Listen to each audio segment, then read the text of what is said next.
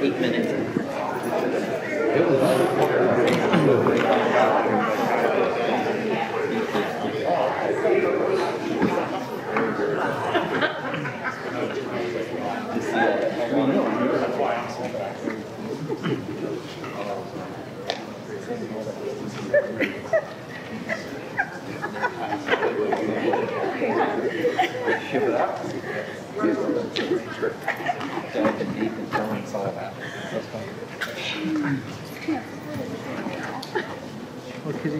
Alrighty, so I envisioned having a couch in the middle. It would be super cool because I'm talking about mental health stuff, but it looks a little dorky, but I'm just gonna roll with it. So. Alright, so for my project, I decided to research anxiety. Now, anxiety is not just something found only in a professional diagnosis. Anxiety is everywhere. Every single person experiences it because it is a system built into our brains. At this very moment in time, while I'm talking to you, I'm a little anxious. It's something that is very normal, and it's even something that can be very useful. Anxiety is what keeps you from walking down a dark alley in the middle of the night, and what stops you from skipping around and doing cartwheels at the edge of a cliff. Anxiety is a natural response from your brain that is there to help you survive and avoid potential dangers. But it is also something that can become immensely damaging and consuming. One of the main reasons I chose to research anxiety was because I struggled with it myself.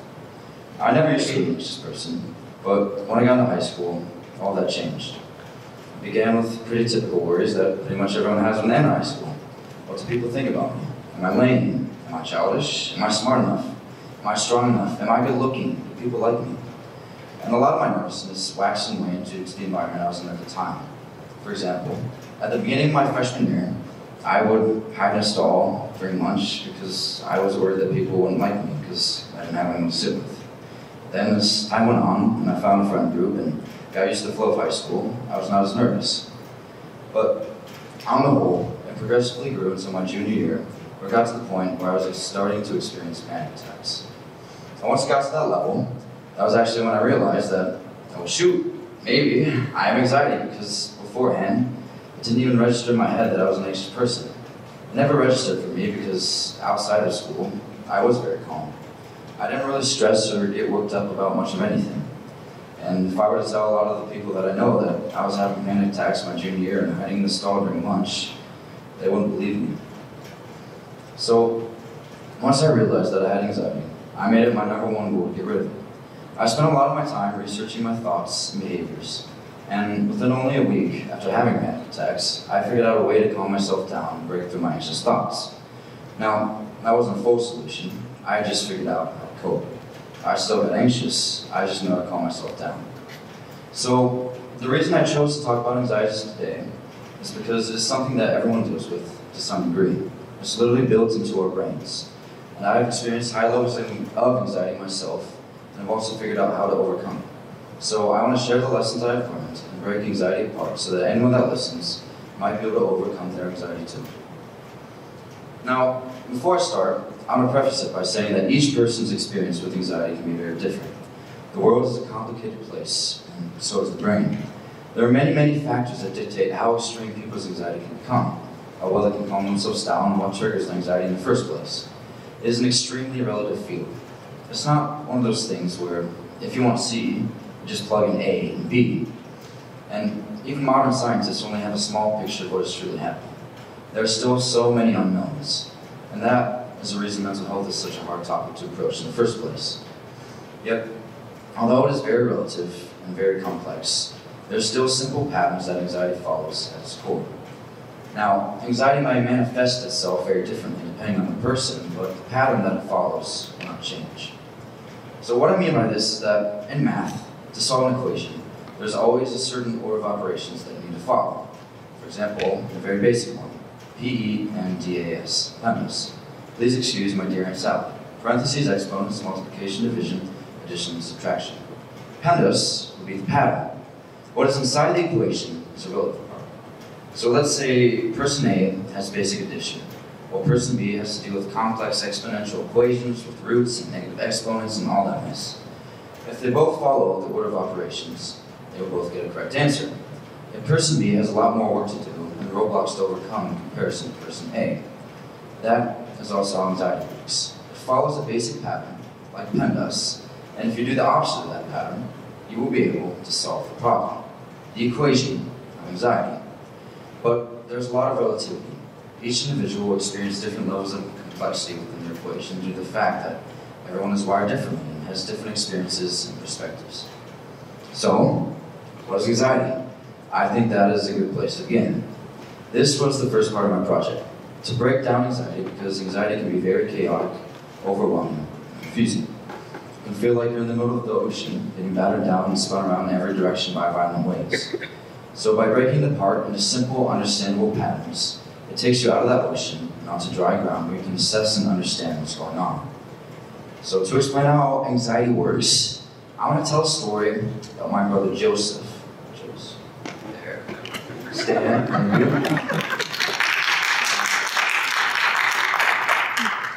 When Joe was a wee lad, he watched this kid's show called Fireman Sam. It was about a fireman named Sam doing fireman stuff. Now as Joe watched this show, when he saw a scene involving fire, a collection of nuclei found deep within his brain that were in the shape of an almond, called the amygdala, assessed whether or not the stimuli it was experiencing posed a threat. Now, seeing that fire did pose a great threat to the people within the show, Joe's amygdala processed fire and anything associated with fire to be seen as very dangerous. So, fast forward about 3 years to when me and my grandma were making chicken nuggets. We were messing around and wanted to see what would happen if we put one nugget in the microwave for a couple minutes. And as the seconds passed by, the nuggets began to blacken and smoke. Joe, who was in the other room, smelled a funny burning scent coming from the kitchen.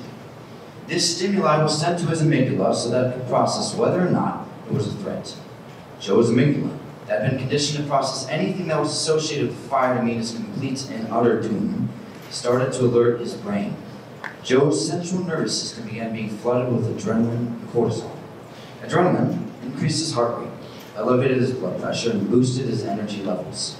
Cortisol increased levels of glucose, which is sugar, in his blood and the brain's usage of glucose, which caused Joe's awareness, reflexes, and energy levels to spike.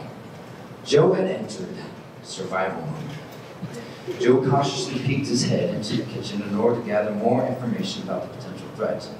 What he saw was black smoke coming out of the microwave and his brother and grandma frantically searching for something to put out the fire with. His amygdala received 2 additional stimuli and communicated with his brain to ramp up the production of the 2 stress hormones. Me and my grandma saw whirls of curly hair bob flashed across that kitchen and plowed through that back door. Joe had 2 options, fight or flight, and he chose flight. Joe's story about a burnt chicken nugget was a physiological breakdown of anxiety. The brain assesses its surroundings and thoughts, and once it perceives something as a threat, it prepares itself and the body to survive. Now, honestly, I think that's pretty cool and really beneficial. But the problem arises when your brain starts to perceive things as threats that are not threats in the slightest. Now, early on in the presentation, I talked about how I used to hide in the bathroom at the beginning of my freshman year during lunch because I didn't have any friends to sit with. Now, that is quite embarrassing to admit and pretty ridiculous, but it's true.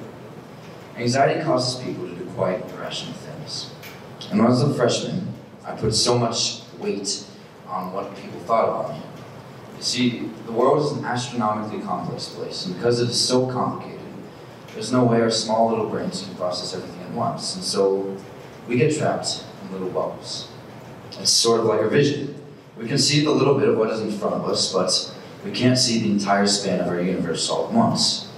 And that's why little things that don't even seem important to some people can carry such a heavy weight on others. And the world is such a big place that even one single thing, like a career, a relationship, or one's status can fill a person's entire perspective towards their life and become the only thing that they think about. That is what happened to me. For some reason, I cared so deeply about what others thought about me, and that was pretty much the only thing that I saw. It was my life. And when something threatened my life, I went into survival mode. My brain tried to protect my life from potential threats. So what I just covered is an explanation for why we get anxious, even when our lives aren't in any real danger, and how we can get anxious about literally anything. It doesn't matter what it's about. All that matters is how important the individual perceives that thing to be for the well-being of their life. It could be a dad's career, a student's popularity, a little kid's Minecraft world, or grandma's underwater basket weaving skills. It doesn't matter. The world is a big place, and anything can be made to fill up an entire person's life. It doesn't just have to be one thing either. Someone could have 100 different things that they believe that if they lost it, their life would suffer as a result of losing that thing. And when someone's perceived life, the well-being of their life is threatened, the brain's natural system used to protect itself from danger kicks in. So, now that we know how the physiological process of anxiety works and why anxiety can butt its little head into things its head should not be butted into, I think it's a good time to break apart the pattern. We know what it does, why we have it. Now we've got to see how it works. Now, one of the popular analogies used for anxiety is a snowball rolling down a hill. So, you've got your tiny little snowball, starts at the tippy top of the hill. We're talking like snow cone sized snowball right now. Can't do much of any harm except maybe a little cold. So, a little bitty snowball is pushed down, starts to grow. First, enters the size of like a fresh to pick cantaloupe. And it's got to be fresh to pick too. It makes a big difference. A snowball that size thrown at an unsuspecting person could knock them off their feet, but that's about it. And then, as it surpasses the cantaloupe threshold, it becomes the size of, I don't know, let's say a prize pig at your local county fair. It's going to do some substantial damage. And it just continues to grow and grow until something stops it. I think this analogy does a good job of capturing how this pattern works. Just like a snowball increases in both speed and mass as it accelerates downhill, so does anxiety. Anxiety builds off of itself, becoming increasingly unbearable at a faster and faster rate. Now, when I had a panic attack, I started off being anxious about something. It could be school, status, whatever. And then because I was anxious and had stress hormones being sent throughout my body, I became a little lightheaded. I then started to worry about my lightheadedness, which increased the distributions of stress hormones to an even greater degree, making me more faint, very hot, and sweaty. And the pattern continued, and the symptoms just kept building on top of each other as I worried more and more about each of them until I was burning up. My body was tingling, and I was struggling to keep my balance. My thoughts and my physical symptoms built off of each other and got more and more extreme at a faster rate. So that is how anxiety works. It carries a positive feedback loop that contributes to exponential growth. So, in a nutshell, that diagram is a goal of anxiety. To build and build faster and faster. Now, it doesn't always go like that. If you think back to the snowball analogy, lots of us have barriers on our hills that stop the snowball from exceeding a certain size. Once it gets so far down the hill, it meets a brick wall that stops its growth. And what I mean by this is that once a thought gets too extreme, we are sometimes able to realize how irrational and ridiculous it is, and that stops the snowball of anxiety right in its tracks. But if there is nothing there stopping its growth, then it will continue to grow until your mind or body can no longer take the high levels of stress, and you pass out or go numb. So, you've got this thing that's a natural system within your body used to help you avoid potential dangers. But the system is often misfired because we put weight on things, equating them to our own well-being. Then it grows and grows faster and faster until it's either stopped by us or our body. That is anxiety. That is what it does, why we have it, and how it works. We now have our pattern. For someone to become anxious, there needs to be weight placed upon what they're anxious about and a perceived threat. Once they are anxious, a positive feedback loop that contributes to an exponential growth of negative thoughts occurs. So, how do we stop it? That question was the second part of my project. First, I want to talk about what to do if you're in the midst of anxious thoughts. So when you're experiencing anxiety, there are many different methods that psychologists and other experts suggest for people to follow in order to attain a state of calmness. There's counting up to 10 and back down until you're calm. Taking a walk outside, focusing on one single thing as hard as you possibly can.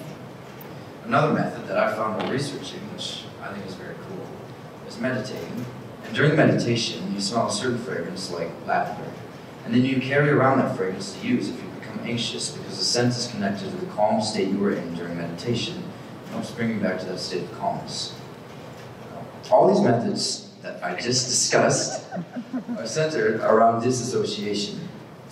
By distracting your mind with something else, it can take it out of survival mode and give you time to calm down. It's something that works very well, and something that I've used many times. Another method that isn't as commonly suggested, but is probably used even more than disassociation, is accentuating the positives. Anxiety builds off of negativity, because negativity is what threatens us and puts us in danger. But if you start thinking the other direction, towards positivity, it can help to stop the snowball effect and calm you down. It's like feeding the snowball with hot water instead of frozen snow. So if a person was nervous about a test, and they're thinking, oh my gosh, it's going to be so hard, I'm going to fail, my parents are going to be so mad at me, I'm stupid, my life is over. But they started to tell themselves that, hey, I studied a bunch, I've been paying attention to class, I've been acing all my homework, I'm going to do great, I'm going to do great. Then it sort of melts the snowball. These two methods do a really great job of taking people out of their anxiety and calming them down. But sadly, just like everything in life, there's never a perfect solution, and there's always a problem. The problem is that when the snowball effect of anxiety kicks in, it can be very challenging to stop it once it gets to a certain level. When the snowball is small, it's very easy to deal with. However, once it gets too big, the positivity that you try to throw at it are like insects in the front window of a car going 80 miles per hour down the highway. Disassociation and accentuating the positives are useful at the initial stages of anxiety. But once you've got so many stress hormones surging through your central nervous system and a brain that is utterly convinced that you are in grave danger, it becomes much harder to stop. Now, that doesn't mean it cannot be stopped. It just means it gets more difficult. But the more practice you have at using these methods, the better you will become. So those things can help calm us down when we are experiencing anxiety, but they don't stop anxiety from happening in the first place. They deal with the consequences of anxiety, but they don't address the source. So to truly solve our anxiety, we've got to look at why we have it in the first place, rather than just how to calm ourselves down when we are experiencing it. It's like if you have a pipe that has a leak in it. When you've got a leak and water is everywhere, it's very useful to know how to contain the water so you don't get water damage. But if that's all you do, and you never fix the leaking pipe in the first place, then you've always got a recurring problem that requires constant attention and maintenance. The goal is to fix the leaking pipe, not just to learn how to contain the water. So to do this, we've got to look at its source, the pattern of anxiety that starts it in the first place. Now, this pattern of anxiety is sort of like how a car runs. My friend Isaac has a pretty cool car. His truck, in fact, 1995 F-150 Lightning. Now, his truck is well past its glory days. Today, Isaac just notified me that his truck has exactly 279,233.8 miles on it. It's been in 4 crashes and needs at least 200 quarts of oil. Although she's a little old and has had her rheumatisms, she still runs pretty well. Right now, there's nothing really wrong with her. The only things Lightning needs to get started is gas and working spark plugs. A car needs gas to run, obviously. But on top of needing gas, the car also needs to have energy coming from the spark plugs to make the gas combust. Once these two things are combined, you've got yourself a working car. Now, anxiety also needs 2 things to get running. It needs weight, and it needs a threat. Now, Isaac likes cars. He also likes to make fun of cars. And if you were driving down Coliseum, saw a souped-up Civic, for example, you might be too distracted by making fun of the atrocity of a car to realize that his gas gauge was desperately low. Now, Isaac still hasn't named his truck yet, so within this closed environment, during the time frame of my presentation, we'll just call her Josie. So Josie starts to sputter and slowly lull to a dismal stop like a sad, deflated balloon. This broke Isaac out of his making fun of the car's trance, and he quickly tried to start up old Josie a couple times, but to no avail. Isaac then gets out of his truck and tries the little farmer method and gives Josie a couple kicks of frustration. But even the farmer method is obsolete when his Josie has no gas in her gas tank. No matter what he tries, his truck is not going to run without gas. Without gas, she's not going anywhere. Now, if I would have told the story differently and made the issue old spark plugs that didn't work instead of the gas, Isaac and Josie would still be in the same situation, not moving. The same thing applies to anxiety. Without its spark plugs, threats, or without gas, weight, anxiety won't run. So that gives two solutions: removing the weight or removing the threats. You see, if we care deeply about something, but never see anything that threatens it, then we won't get worried, or vice versa. If we see threats but we don't care about what's being threatened, then we won't get worried either.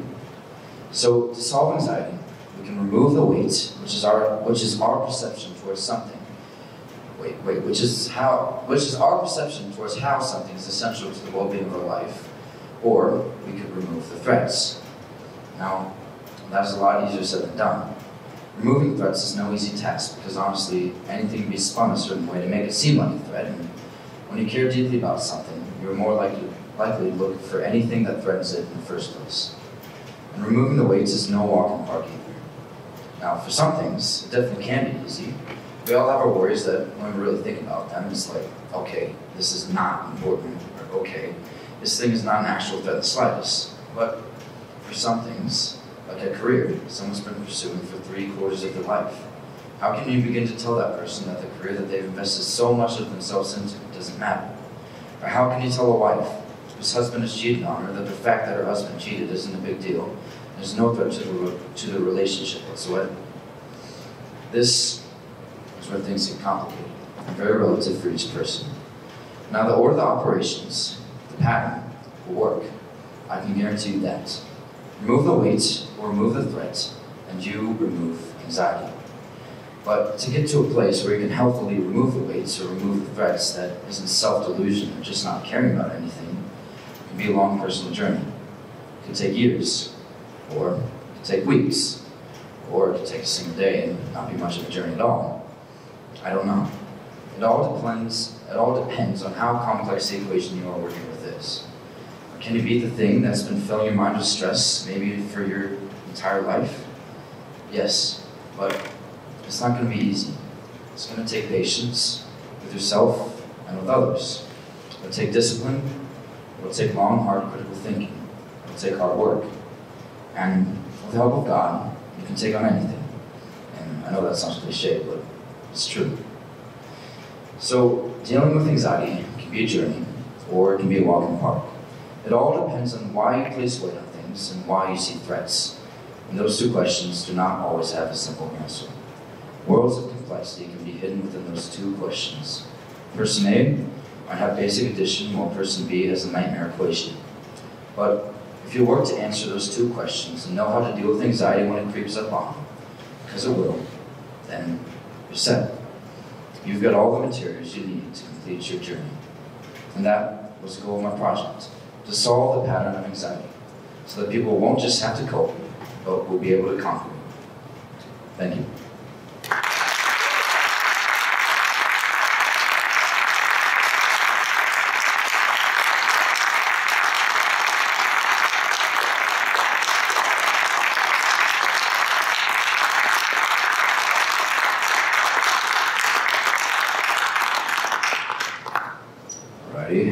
Any questions?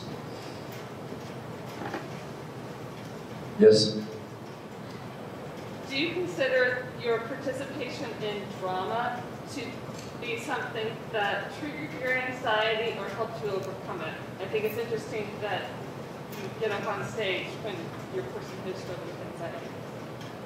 I'd say it helped me overcome it because it was practice, and because obviously that's a stressful situation, especially for me. And it's very stressful because you've got this big crowd of people looking at you and judging you. And so it was definitely helped me grow a lot and helped me to overcome it. So,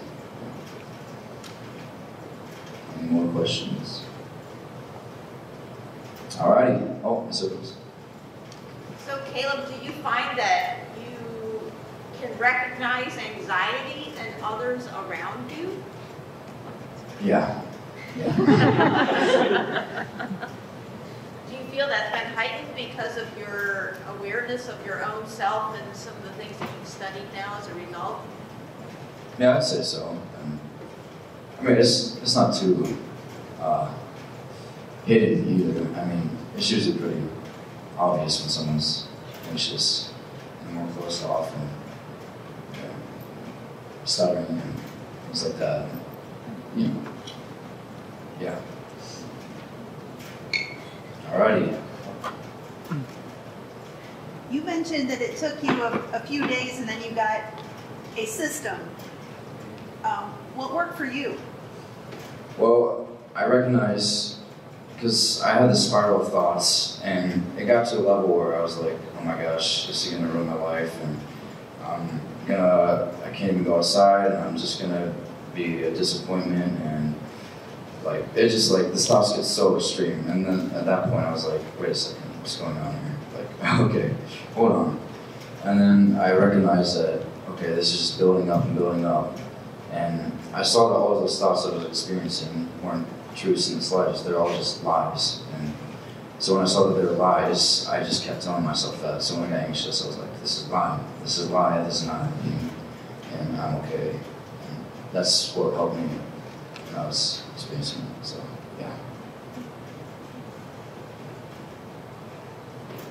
I don't really have a question, but anxiety is really hard to talk about, so I just want to give you some extra props for getting up on a stage and talk about anxiety in general, because it can be really hard to talk about that with somebody one-on-one, but to have a presentation about it takes a lot of bravery.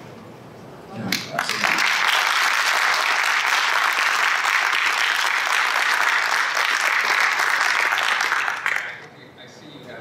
Podcast with about 1 million followers. And even examples like that, I think you did a great job of laying it out, giving a tutorial on how to deal with it. That was fantastic. Thank you, thank you. All right, well, thanks again for listening, and I think that's it, right? Service? All right.